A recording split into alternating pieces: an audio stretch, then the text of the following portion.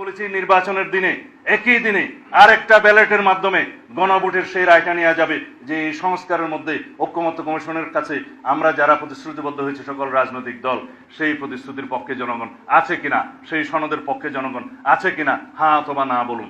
যদি জনগণ হ্যাঁ বলে তাহলে সেই পার্লামেন্ট, সেই নির্বাচিত সংসদের প্রত্যেকটা সংসদ সদস্য আইনানুগভাবে ম্যান্ডেট প্রাপ্ত হবে এই সনদ বাস্তবায়নের জন্য, তারা বাধ্য থাকবে সেই সনদ বাস্তবায়নের জন্য।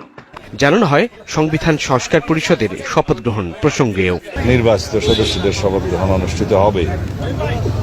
এইটা প্রধান নির্বাচন কমিশনের সাংবিধানিক এখতিয়ার আছে।